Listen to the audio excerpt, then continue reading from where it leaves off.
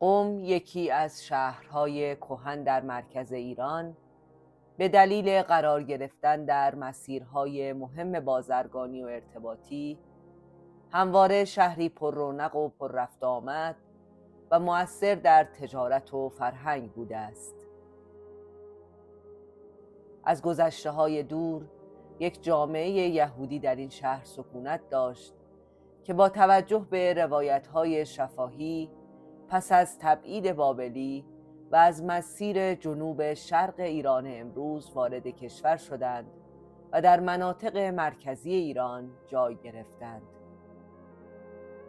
دقیقاً روشن نیست که این گروه از یهودیان در چه دوره‌ای وارد قم شدند، اما از گزارش‌های تاریخ‌نگاران مسلمان می‌توان دریافت که در دوران ساسانی یهودیان نیز در کنار زرتشتیان در این شهر زندگی می‌کردند. با حمله سپاه عرب به ایران، قم نیز به سرکردگی ابو موسی اشعری گشوده شد و زرتشتیان شهر به تدریج آیین دیگر گرفتند. اما در اینجا برخلاف سایر شهرها به دلیل مهاجرت گروه بزرگی از شیعیان عرب به تدریج در طول 2 سده تشیع غالب شد. در اولین گزارش‌ها از یهودیان قم به گروهی از آنان به نام مشکانی‌ها در اوایل قرن دوم هجری اشاره شده که از نظر کلامی برای تورات ظاهر و باطن قائل بودند و به تأویل باور داشتند. همچنین خروج علیه حاکم ظالم را واجب می‌دانستند. باورهایی که بسیار با شیعیان اولیه شباهت دارد و نشان دهنده نزدیکی و تاثیرگذاری متقابل پیروان این دو دین به عنوان گروه‌های درجه دوم در دوران خلافت اموی است. مشکانی‌ها احتمالاً در اواخر دوران اموی علیه حاکم شهر قیام کردند و با کشته شدن 20 تن از جمله رهبرشان بقیه پراکنده شدند. گزارش بعدی را میتوان در مقدمه کتاب تاریخ قم دید. تاریخ قم کتابی است درباره تاریخچه شهر و ساکنان قم که حسن ابن محمد اشعری، یکی از شیعیان شهر، در سال 378 قمری آن را نوشته است. این کتاب 20 باب و 50 فصل داشته که امروز متاسفانه تنها 5 باب آن به همراه فهرست سایر باب‌ها باقی مانده است. مؤلف درباره باب 19 نوشته است: در ذکر یهودیان و مجوسیان به قم و نواحی آن و مالی چند که بر ایشان حوالت بوده است و رسوم آن و آنچه وارد شده در این باب از آثار مرویه.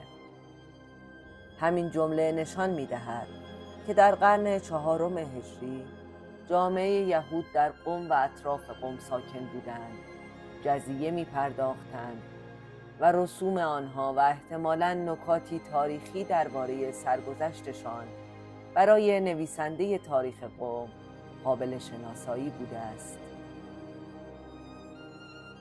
تا دوران صفوی همچون بسیاری دیگر از جوامع یهودی ایران خبر چندانی از یهودیان قم در منابع نیست.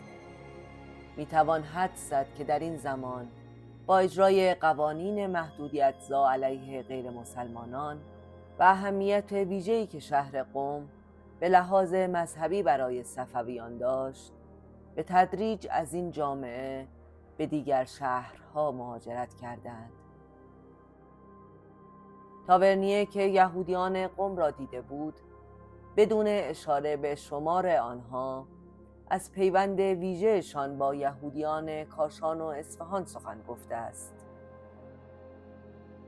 ما به کمک کتاب انوسی، مهمترین سند تاریخی یهودیان ایران، نوشته بابایی بن لطف کاشانی، می توانیم تصویر دقیقی از پایان جامعه یهود قم را به چشم ببینیم. ماجرا به دوران سلطنت شاه عباس دوم صفوی باز می گردد. بابایی میگوید در قم علامه‌ای بود که از نظر علم نظیر نداشت و به آخوند معروف بود. او گاه و بیگاه یهودیان را که 10-15 خانواده بیشتر نبودند دعوت می‌کرد و از آنها می‌خواست مسلمان شوند.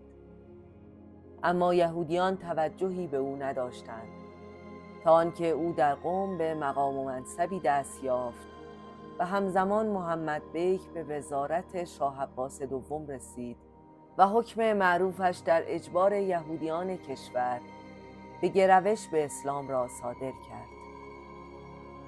حکم به قم رسید و آخوند یهودیان را خواست. حکم را به آنها نشان داد و گفت که همین الان باید شهادتین بگویید. یهودیان گفتند که اگر پول به ما بدهید و چپ و راست به ما بهتان نزنید و اجازه داشته باشیم کتاب‌هایمان را نگه داریم مسلمان می‌شویم. آخوند پذیرفت و آنها شهادتین را خواندند. اما پس از مدتی مشخص شد که یهودیان به ظاهر اسلام آوردند و پنهانی آیین‌های خود را به جا می‌آورند. آخوند دستور داد یهودیان و همه کتاب‌هایشان را آوردند. به آنها امر کرد تا کتاب‌ها را ورق ورق کنند و در آب بریزند و کودکانشان را به مکتبخانه‌های مسلمانان فرستاد. و این چنین بود که آخرین بازماندگان یهودیان قم نیز به نقطه پایان خود رسیدند.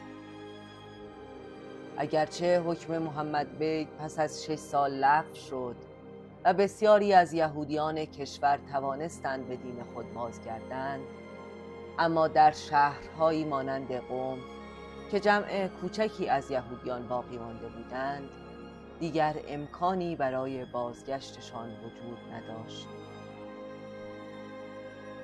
بنابر اسناد و گزارش هایی که به دست آمده در سالها و دهه‌های بعد تنها تعدادی طبیب و عده‌ای از بازرگانان یهودی در دوره‌هایی که آزادی بیشتری احساس می‌کردند برای کسب و کار به قم رفت و آمد داشتند و این شهر دیگر جامعه ساکن یهودی به خود ندید.